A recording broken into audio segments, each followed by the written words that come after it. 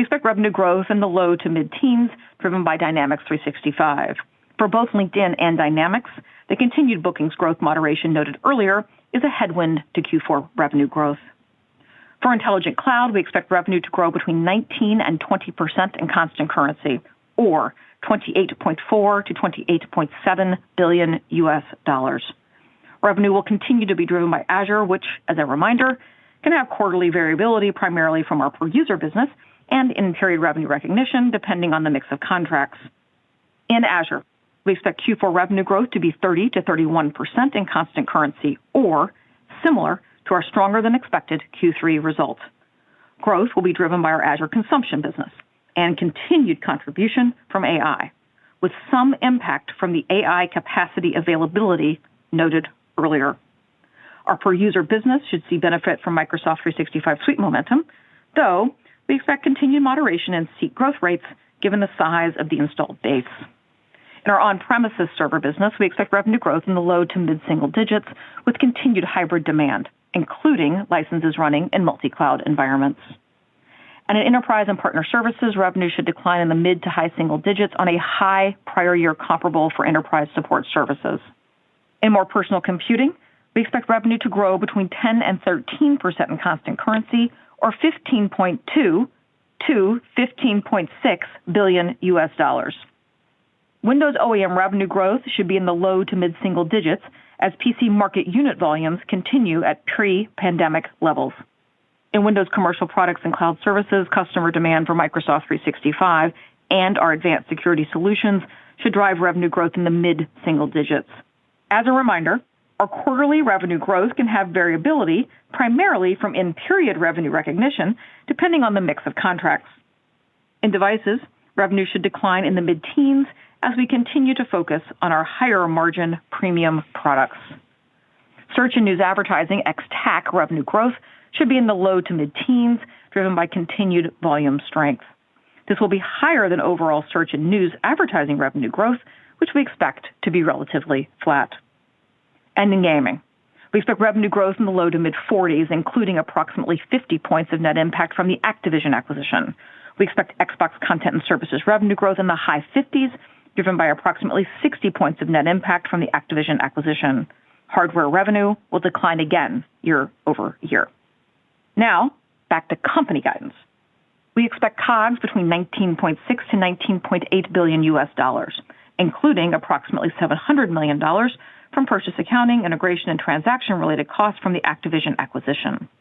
We expect operating expense of $17.15 to $17.25 billion US dollars, including approximately $300 million from purchase accounting, integration, and transaction-related costs from the Activision acquisition. Therefore, we now expect full-year FY24 operating margins to be up over 2 points year over year, even with our cloud and AI investments, the impact from the Activision acquisition, and the headwind from the change in useful lives last year.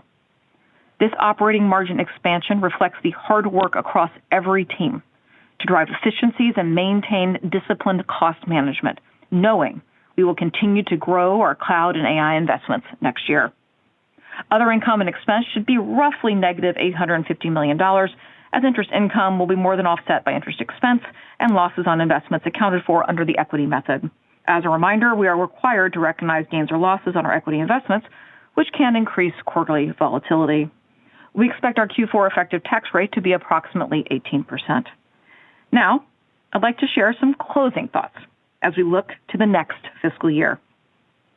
We continue to focus on building businesses that create meaningful value for our customers and therefore significant growth opportunities for years to come. In FY25, that focus and execution should again lead to double-digit revenue and operating income growth. To scale to meet the growing demand signal for our cloud and AI products, we expect FY25 capital expenditures to be higher than FY24. These expenditures over the course of the next year are dependent on demand signals and adoption of our services, so we will manage that signal through the year. We will also continue to prioritize operating leverage, and therefore, we expect FY25 operating margins to be down only about 1 point year over year, even with our significant cloud and AI investments, as well as a full year of impact from the Activision acquisition. We are leading the AI platform wave and are committed to bringing that value to our global customers as we enter the final quarter of our fiscal year. With that, let's go to Q&A, Brett. Thanks, Amy. We'll now move over to Q&A. Out of respect for others on the call, we request that participants please only ask one question. Operator, can you please repeat your instructions? Thank you. Ladies and gentlemen, if you would like to ask a question, please press star 1 on your telephone keypad, and a confirmation tone will indicate your line is in the question queue. You may press star 2 if you would like to remove your question from the queue. For participants using speaker equipment, it may be necessary to pick up your handset before pressing the star keys. And our first question comes from the line of Keith Weiss with Morgan Stanley. Please proceed. Excellent. Thank you guys for taking the question, and congratulations on a fantastic quarter. A lot of excitement in the marketplace around generative AI and the potential of these technologies, but there's also a lot of investment going on behind them. It looks like Microsoft's on track to ramp CapEx over 50% year on year this year to over $50 billion. And there's media speculation of more spending ahead, with some reports talking about like a $100 billion data center. So obviously investments are coming well ahead of the revenue contribution. But what I was hoping for is that you could give us some color on how you as the management team try to quantify the potential opportunities that underlie these investments, because they are getting very big. And maybe if you give us some hints on whether there's any truth to the potential of like a $100 billion data center out there. Thank you so much. Thank you, Keith, for the question. Let me start, and then maybe you can feel free to add. At a high level, the way we, as a management team, talk about it is there are two sides to this, right? There is training and there's inference. Given that we want to be a leader in this big generational shift and paradigm shift in technology, that's on the training side. We want to be able to allocate the capital required to essentially be training these large foundation models and stay on the leadership position there. And we've done that successfully all the way today, and you've seen it flow through our P&L, and you can continue to see that going forward. Then Amy referenced what we also do on the inference side, which is, one, we first innovate and build products. And of course, we have an infrastructure business that's also dependent on a lot of ISVs building products that run on our infrastructure. And it's all going to be demand-driven. In other words, we track very closely what's happening with inference demand. And that's something that we'll manage, as Amy said in her remarks, very, very closely. So we feel, and obviously we've been doing this, quite frankly, Keith, for now multiple years. So this is not the quarter. I realize in the news it's a lot more in the quarter nowadays. But if you look at it, we've been doing what is essentially capital allocation to be a leader in AI for multiple years now. And we plan to sort of essentially keep taking that forward. And Keith, I do think it's important to really think about our planning cycles, and we do talk about spending sequentially higher, and we look forward to being able to continue to build out the infrastructure needed to meet the demand. Another thing that you really asked in the beginning was the opportunity and the size of that. And I think in some ways it's important to think about every business process that can be impacted and the opportunity that's represented by every business process. And so when you think of it that way, I think the opportunity is significant. The opportunity to power that next wave of quote-unquote cloud infrastructure is important. It's important because we've been the leader through this decade of the cloud transition, and it's important for us to confidently invest to do that in the second wave, building on our success in the first. And I think that's really the best way to think about how we'll spend, is the same way we approached it for a decade. Watch the signal, invest to be a leader in the technical foundation, and then execute consistently to add value to customers. The opportunity is represented by the amount of value we add. And I look forward to being able to continue to deliver that. Excellent. Thank you so much. Thanks, Keith. Operator, next question, please. The next question comes from the line of Brent Thill with Jefferies. Please proceed. Satya, how would you characterize the demand environment? On one hand, you have bookings and Azure both accelerating year over year in the quarter, but we're seeing a lot of future concern and hesitation from other vendors we all cover. So I think everyone would love to get your sense of budget health for customers this year. A great question, Brent. There are a couple of things I would say. On the Azure side, which I think is what you specifically asked, we feel very, very good about we're fundamentally a share taker there, because if you look at it from our perspective at this point, Azure has become a port of call for pretty much anybody who is doing any AI project. So that's sort of been a significant help for us in terms of acquiring even new customers. Some of the logos I even referenced in my remarks are new Azure customers. So that's one. The second thing that we're also seeing is AI just doesn't sit on its own. So AI projects obviously start with calls to AI models, but they also use a vector database. In fact, Azure Search, which is really used by even ChatGPT, is one of the fastest growing services for us. We have Fabric integration to Azure AI. And so Cosmos DB integration. So the data tier, the dev tools is another place where we are seeing great attraction. So we are seeing adjacent services in Azure that get attached to AI. And lastly, I would say migrations to Azure as well. So this is not just all an AI story. We are also looking at customers. I mean, this is something that we have talked about in the past, right? Which is, there's always an optimization cycle, but there's also, as people optimize, they spend money on new project starts, which will grow, and then they'll optimize. So it's a continuous side of it. So these are the three trends that are playing out on Azure in terms of what at least we see on demand side. Thank you. Thanks, Brent. Operator, next question, please.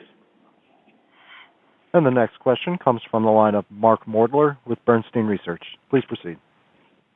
Thank you very much for taking my question, and congratulations on the quarter and the guidance. I want to follow up on the AI, obviously. We're seeing companies shifting their IT spending to invest in and learn about AI rather than receiving additional budgets for AI.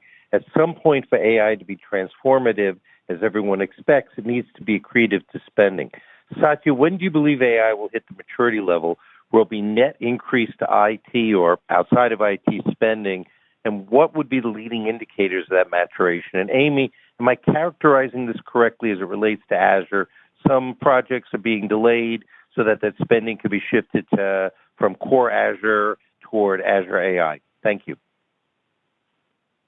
Yeah, great set of questions, Mark. Let me just start by saying, a good place to start is to watch what's happening in terms of standard issues for software teams, right? I mean, if you think about it, they bought tools in the past. Now you basically buy tools plus Copilot, right? So you could even say that this is characterized as perhaps shift of what is OpEx dollars into effectively tools spent, because it gives operating leverage to all of the OpEx dollars you're spending today, right? That's really a good example of, I think, what's going to happen across the board. We see that in customer service. We see that in sales. We see that in marketing. Anywhere there's operation. That's why I described it as, knowledge turns. You can even think of it as lean for knowledge work, right? So because it just reduces waste, increases speed, and customer value. And so one of the interesting rate limiters here is culture change inside of organizations. When I say culture change, that means process change. And Amy referenced this even in her answer to the first question, because at the end of the day, companies will have to take a process, simplify the process, automate the process, and apply these solutions. And so that requires not just technology, but in fact, companies to go do the hard work of culturally changing how they adopt technology to drive that operating leverage. And this is where we're going to see firm-level performance differences. So one of the things we see is any customer who is working closely with us, deploying it internally at Microsoft, we see it, right? We're also taking our own medicine to apply this across every process. And we know that this is not just about technology, it's about being able to have the methodology that goes with it. And so we see it in software development, we see it in customer service, we're seeing it even in the horizontal use of Copilot today, where every day people are discovering new workflows that they can optimize. And so that's like the PC when it became standard issue in the early 90s. That's the closest analogy I can come up with. And so yes, it'll take time for it to percolate through the economy, but this is faster diffusion, faster rate of adoption than anything we have seen in the past, as evidenced even by Copilot, right? It's faster than any suite we have sold in the past. But it is going to require workflow and process change. And Mark, maybe to answer your question on, are we seeing project starts transition from maybe something that was core consumption to an AI project? In our results, that's not what we saw. We saw more what Satya was speaking to earlier, which is you see maybe growth in migrations again. You're seeing work in the data space again, and you're seeing AI project starts. And I think that's why maybe you see our growth be different, of course, than you'd see IT budget spend. It's because it's a share, I think, improvement, plus also really focusing on what Satya said. It's about spending maybe in other areas that we don't traditionally think of as being in the IT budget spend under a CIO. It's spend being done by the head of customer service. It's spend being done by the head of marketing. And I do think that will be important as we think about the opportunity ahead. Incredibly helpful. Thank you both. Thanks, Mark. Operator, next question, please. The next question comes from the line of Karl Keirstead with UBS. Please proceed. Thank you. And Satya and Amy, congrats on these outstanding Azure results. I'd love to hone in a little bit on the 7-point lift to Azure growth from AI. Outstanding number, but it's leveling off a little bit from 6 points in December. I'm wondering if you could unpack that a little bit. To what extent did the capacity issues that you, Amy, highlighted on the call impact that number? Is there any seasonality? I wouldn't think so. Or any other factor that can swing around that number that you'd advise us to keep in mind? Thanks so much. Thanks, Carl. There's not a seasonality to the number, so you're absolutely right to start there, and it's a good question. The way to think about it is a bit more how much capacity we have in play and how much capacity that we have to sell on the inferencing side in particular. And so that is partially why you see the capital investment in the shape that it is because right this minute we do have demand that exceeds our supply by a bit.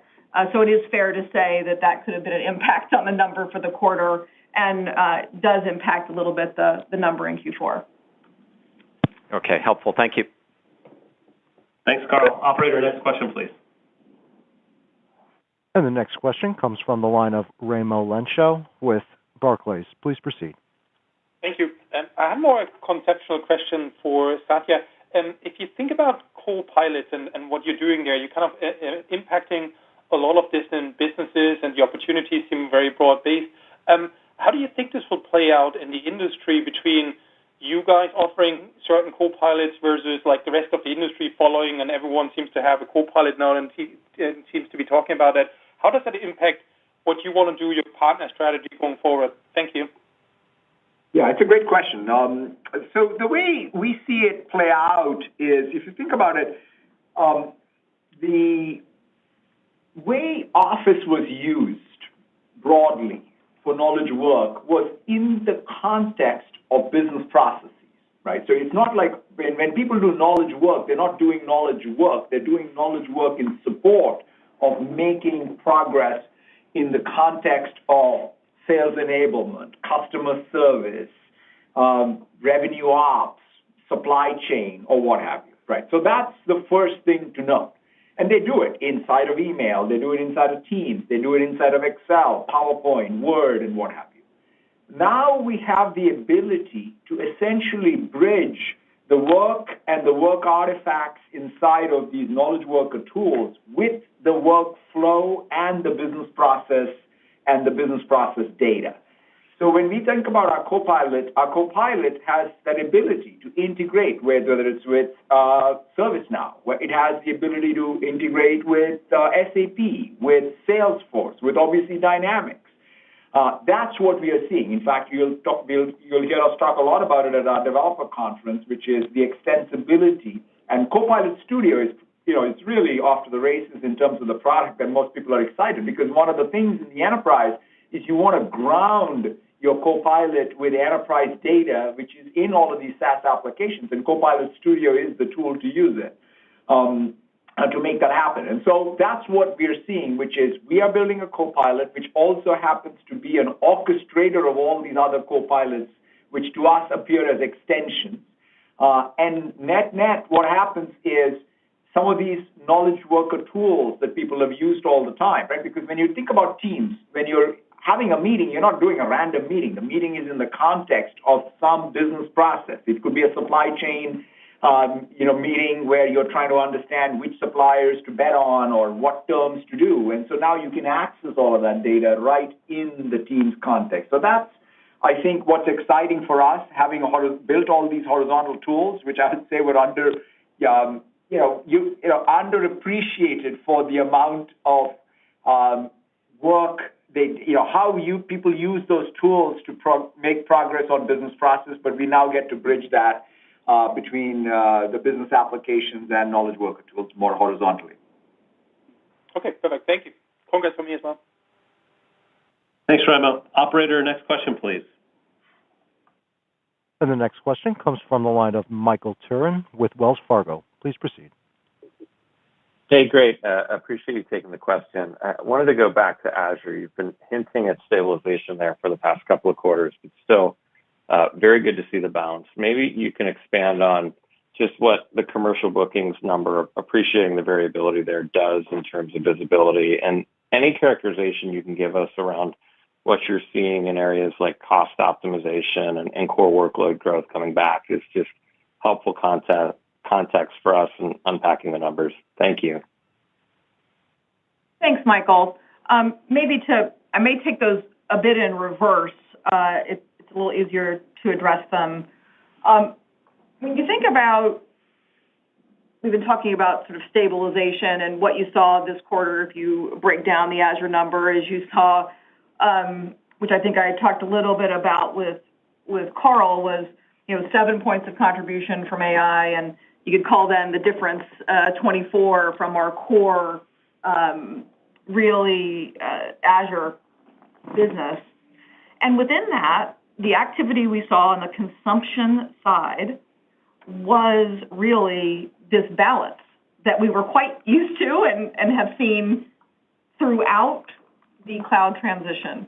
We saw new workload starts, and we saw optimizations. And then those optimizations create new budget, and you apply it. And that cycle,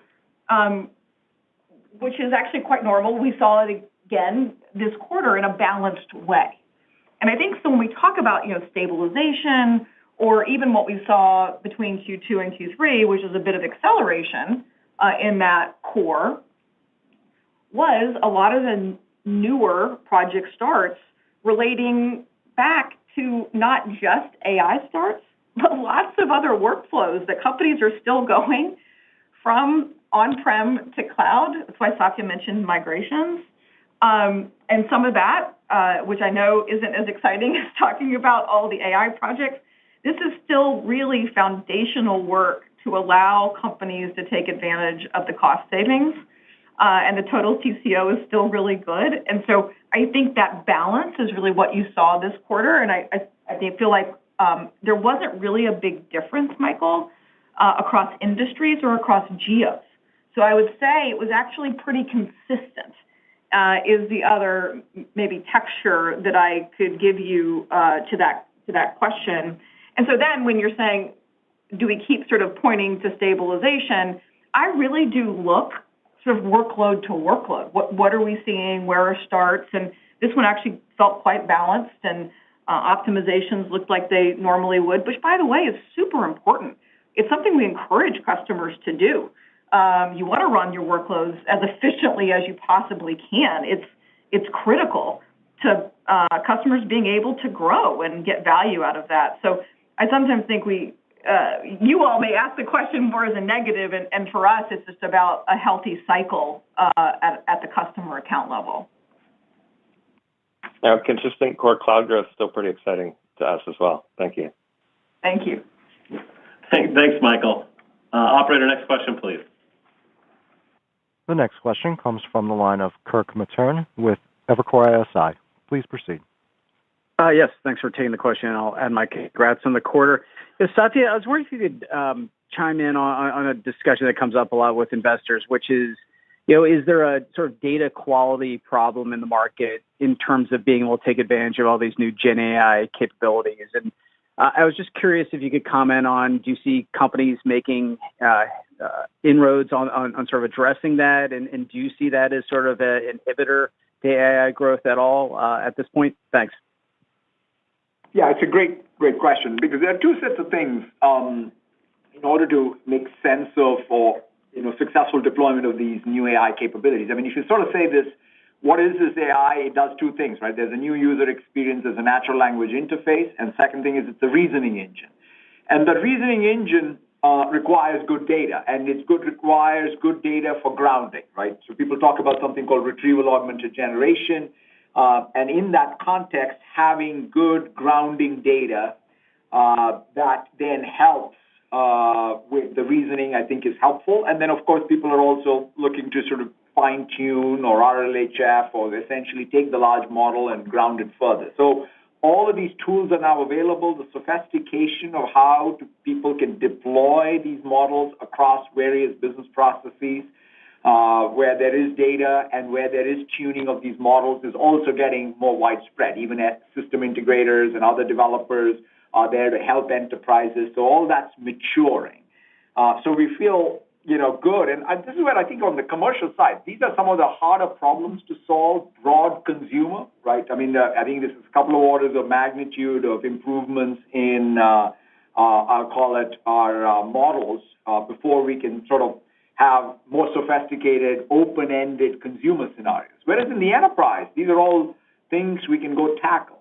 Again, I point to GitHub. If you think about how it's got an entire system, right? It's just not an AI model. It's the AI or the user experience scaffolding, the editor, the chat, the interpreter, and the debugger work along with the continuations of the model to help essentially create these reasoning traces which help the entire thing work. And effectively what we're doing with Copilot Studio, and connectors to all these business systems, think of it as we are creating GitHub Copilot-like scenarios for every business system.